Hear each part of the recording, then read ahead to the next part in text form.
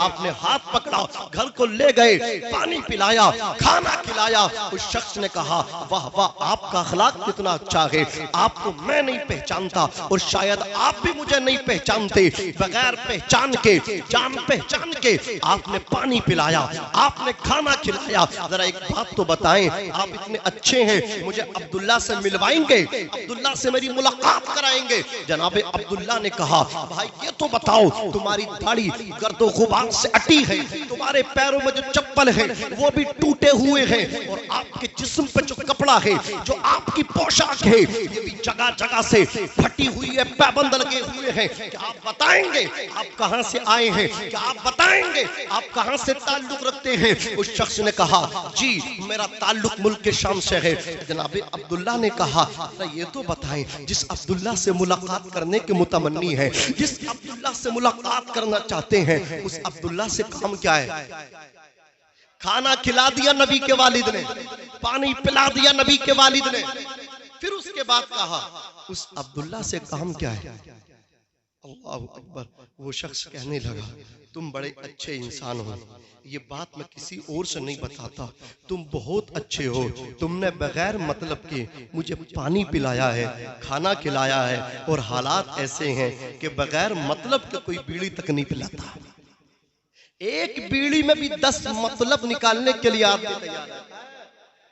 حضرات وہ شخص کہتا ہے آپ نے بلا مطلب کے مجھے کھانا پانی پلایا ہے، سنیے کسی اور سے تو نہ بتاتا، لیکن تم بڑے بھولے ہو، تم بڑے سیدھے ہو، مکے میں تمہارے سیدھے پن کا کوئی جواب نہیں۔ سنیے میں شام کا رہنے والا ہوں اور میں عبداللہ کو قتل کرنے آیا ہوں، مجھے اہل شام 100 اونٹ انعام میں دیں گے۔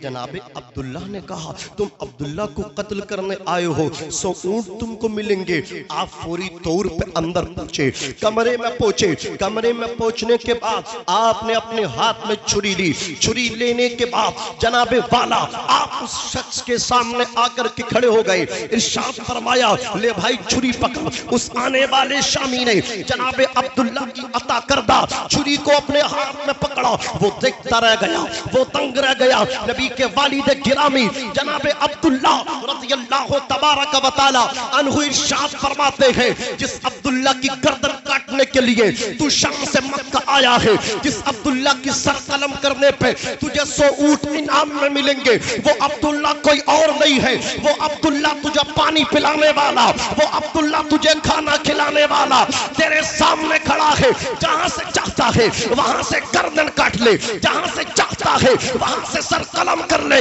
اتنا سننا تھا، وہ شام سے آنے والا نبی کے والد کے قدموں میں گر گیا، قدم پکڑ کے بولا خدا کی قسم اگر واقعی تم عبداللہ ہو میں پوری دنیا بھی آپ کو مٹانا چاہے گی، تو آپ کا اخلاق اتنا اونچا ہے آپ کو مٹنے نہیں دے گا۔ سبحان اللہ، نعرہ تکبیر، نعرہ رسالت، مسلک اعلی حضرت، عظمت مصطفیٰ، عظمت مصطفیٰ، جشن عید میلاد النبی، سرکار کی آمد، آقا کی آمد، جشن عید میلاد النبی، نعرہ تکبیر، نعرہ رسالت۔ آپ کا اخلاق اتنا اچھا ہے آپ کو مٹنے نہیں دے گا، آپ کا اخلاق اتنا اعلیٰ ہے آپ کو مرنے نہیں دے گا۔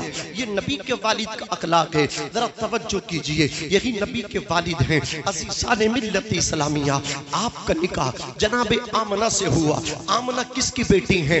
آمنہ جناب اللہ اکبر وہب عبد مناف کی بیٹی ہیں۔ یہ نبی کے نانا کا نام ہے۔ نبی کے نانا جب مکے میں آئی دیہات سے سفر کیا تھا، چلتے رہے پیروں سے جوتیاں پھٹ گئی، ٹوٹ گئیں۔ اللہ اکبر، گرم گرم پتھروں پہ ریت پہ چلتے چلتے آپ کے پیروں میں چھالے پڑے، آولے بنے، وہ پھوٹ گئے، پیروں میں ریت داخل ہوا۔ چلتے چلتے چلائیں نہ جاتا تو رک جاتے، آپ کسی چیز سے اس ریت کو اپنے زخم سے نکالنے کی کوشش کرتے۔ اسی اسرا میں، اسی پیریڈ، اسی درمیان میں اگر سینک اور وہ اللہ اکبر آپ کے زخم پہ لگتی تو آپ چیخ جاتے، آپ کے جسم پہ کپ کپی تاری ہو جاتی، اضطراب کا شکار ہو جاتے۔ جناب وہب عبد مناف آخرکار مکہ المکرمہ میں انٹری لیے، مکہ المکرمہ میں داخل ہوئے۔ آپ کعبہ شریف کے پاس جا کر کے کھڑے ہو گئے، ایک مکی شخص آیا، آپ نے فرمایا کہ آپ مجھے جناب عبد المطلب کے گھر کا پتہ دے سکتے ہو؟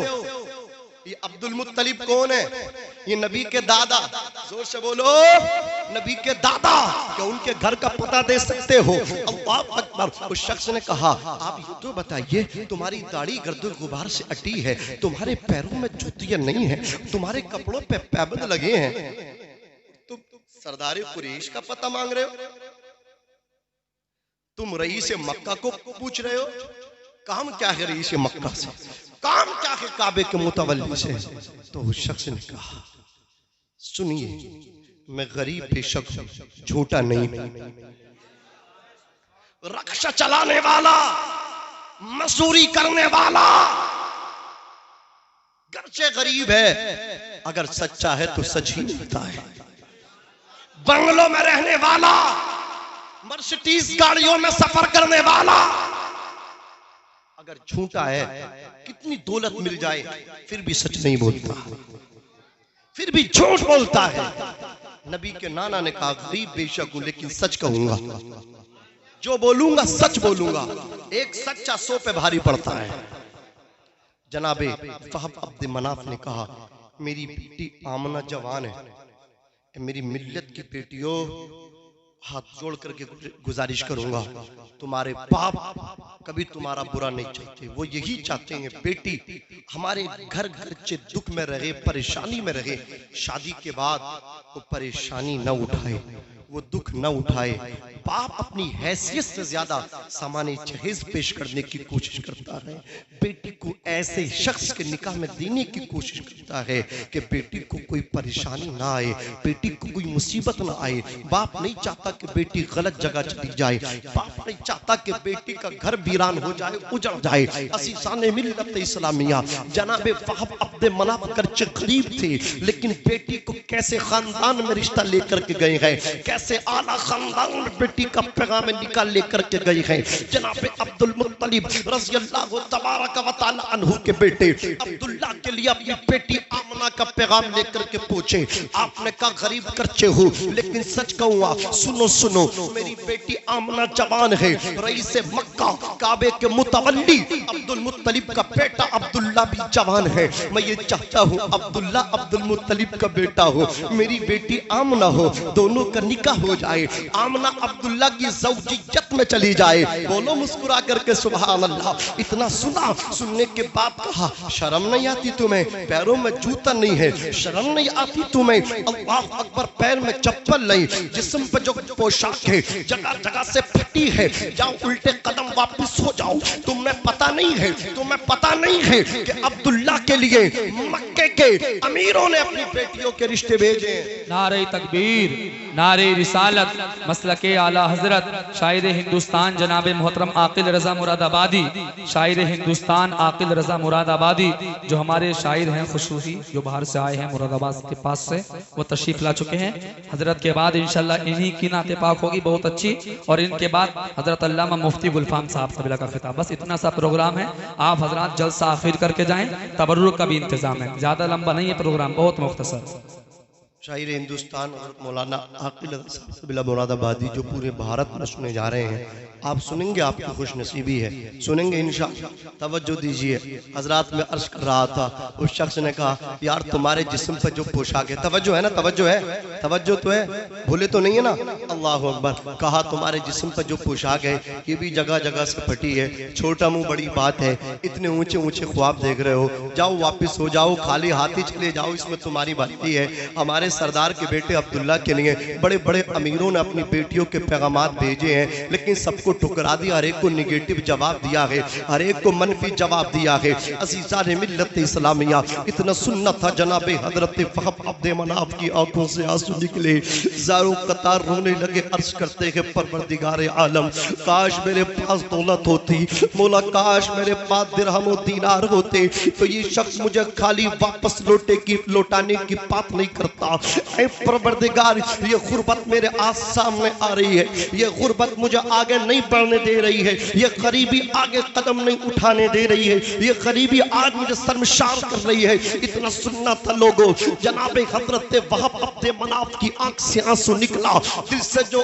نکلتی ہے اثر رکھتی ہے، پر نئی طاقت پرماس مگر رکھتی ہے۔ کبھی رات کی تنہائی میں رب سے مانگ کے تو دیکھو، کبھی رب سے مناجات کر کے تو دیکھو۔ آج تھوڑی سی پریشانی آئی، ہم دوسروں کے دروازوں پہ بھاگنا شروع کر دیتے ہیں۔ نہیں پیارے، سب سے پہلے رب کے دربار میں آ، سب سے پہلے اللہ کے گھر میں آ، جہاں سب کے دروازے بند ہو جاتے ہیں اللہ کا دروازہ ہمیشہ بندے کے لیے کھلا رہتا ہے۔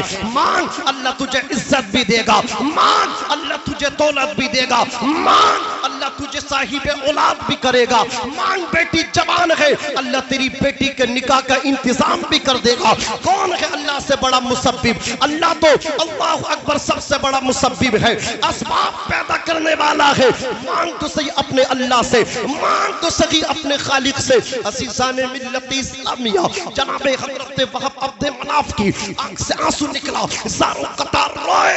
آپ کی آنکھ سے آنسو نکلنے والا وہ دل سے ٹکرا کر کے آ رہا تھا۔ سردار قریش نبی کے دادا کی کانوں سے آپ کی رونے کی آواز ٹکرائی، سمدی کے کانوں سے سمدی کی آواز ٹکرائی۔ اللہ اکبر، ابھی ایک نے دوسرے کو دیکھا نہیں ہے، لیکن پیارے دیکھ کے چلیے، ایک طرف میرے نبی کا نانا رو رہا ہے، دوسری طرف میرے نبی کا دادا سن رہا ہے۔ عزیزان ملت اسلامیہ، نہ تو نانا کا جواب ہے نہ دادا کا جواب ہے، دادا بھی لاجواب ہے، نانا بھی لاجواب ہے۔ ارشاد فرماتے ہیں جاؤ باہر دیکھ کر کے آؤ، یہ رونے والا کون رو رہا ہے؟ آپ کے حکم کے مطابق غلام اندر سے باہر نکل کر کے آیا، جزاک اللہ فی الدارین، غلام نکل کر کے آیا، پوری انفارمیشن حاصل کی، اندر پہنچا، آقا جی کعبے کے متولی کوئی آپ سے ملاقات کرنا چاہتا ہے۔ لوگ اس کی غربت کا مذاق بنا رہے ہیں، لوگ اس پہ تالیاں بجا رہے ہیں، لوگ اس کی غربت پہ سیٹیاں بجا رہے ہیں، اللہ اکبر، لوگ شور شرابہ کر رہے ہیں، لوگ تالیاں پیٹ رہے ہیں۔ اتنا سننا تھا، آنکھوں سے آنسو ٹپکے جناب عبد المطلب کی جلال میں بھرپور آ گئے۔ ارشاد فرمایا اللہ کے گھر کا طواف موقوف کر دو، میرے پیچھے پیچھے آؤ۔ اب کعبے کا متولی آگے آگے، آپ کی رعایا پیچھے پیچھے، خدام پیچھے پیچھے آئے باہر نکل کر کے۔ مکے والے دیکھ رہے ہیں ہمارا سردار، اس نے جرات کیسے کر دی اتنی بڑی بارگاہ میں اپنی بیٹی کا پیغام اور رشتہ بھیجنے کی؟ ڈانٹے گا، مارے گا، پیٹے گا، لیکن یار سلام کرو نبی کے دادا کو۔ فرمایا راستہ خالی کرو۔ یہ مکے کے سپر پاور کی آواز تھی، کعبے کے متولی کی آواز تھی۔ راستہ خالی ہو گیا، آگے بڑھے، لوگ دیکھ رہے ہیں پیٹے گا، گریبان پکڑیں گے عبد المطلب، لیکن سب قیاس آتیاں ٹوٹ گئیں، غلط ثابت ہو گئیں۔ جب سردار قریش نبی کے دادا نے حضرت وہب عبد مناف کو، اپنے سمدی کو، نبی کے دادا نے نبی کے نانا کو سینے سے لگا لیا، آنکھوں سے آنسو پوچھے، پیشانی کو چوما، مکے والے دیکھتے رہ گئے۔ یار حیرت ہے، ہم تو اسے ڈانٹ رہے تھے، ہم تو واپس کرنے کی باتیں کر رہے تھے، ہمارے آقا کو کیا ہو گیا، ہمارے سردار کو کیا ہو گیا؟ یہ تو سینے سے لگا رہے ہیں، یہ تو بغل گیر کر رہے ہیں، یہ تو پیشانی کو چوم رہے ہیں، یہ تو آنکھوں سے آنسو پوچھ رہے ہیں۔ اتنا ہی نہیں، جناب عبد المطلب آگے بڑھے، توجہ کے ساتھ سنیے، ارشاد فرماتے ہیں اے مکے والوں کان کھول کر کے سن لو، اے مکے والوں عبد المطلب کی طرف نظر عمیق سے دیکھو، دیکھو دیکھو، سنو سنو، نوٹ کرنے والوں نوٹ کر لو نبی کے دادا کو، اللہ اکبر، لکھنے والوں لکھ لو نبی کے دادا کو۔ ارشاد فرماتے ہیں اے مکے والوں، تم ہی تالی بجا رہے تھے، تم ہی سیٹی بجا رہے تھے، تم ہی مذاق بنا رہے تھے، اس کی غربت پہ ہنس رہے تھے، اس کی غربت پہ سیٹیاں مار رہے تھے، اس کی غربت پہ تالیاں بجا رہے تھے۔ سنو عبد المطلب کے اس جملے کو تختی دل پہ آب دفتر سے لکھ لو، زمانہ جس پہ اس کی غربت کی وجہ سے ہنسا کرتا ہے، کعبے کا متولی اسی کو سینے سے لگاتا ہے، اسی کو کلیجے سے لگاتا ہے، سینے سے لگایا، گھر کو لے گئے، فرمایا اب بتاؤ کس کام، کہا جس کام کے لیے آیا تو وہ تو تمہیں پتہ ہی چل گیا، بتانے کی بات کیا رہ گئی اس میں؟ بولے پتہ تو چل گیا کس کام کے لیے آئے ہو، لیکن میں تم سے وہاں پوچھتا نا تو تمہاری توہین تھی، اس لیے کہ میں کعبے کا متولی ہوں۔ کون دیتا ہے دینے کو منہ چاہیے، دینے والا ہے سچا ہمارا نبی۔ یار جس کے دادا کا اخلاق ایسا ہو تو اس کے پوتے کا اخلاق کیسا ہوگا؟ پوتے کی بات آئی تو مجھے علامہ حسن رضا کا یہ شعر یاد آیا، منگتا تو ہے منگتا کوئی شاہوں میں دکھا دو، جس کو میرے سرکار سے ٹکڑا نہ ملا ہو، آتا ہے فقیروں پہ انہیں پیار کچھ ایسا، خود بھیگ دیں اور خود کہیں منگتے کا بھلا ہو، نہ ہو آرام جس بیمار کو سارے زمانے سے، اٹھا لے آئے تھوڑی خاک ان کے آستانے سے۔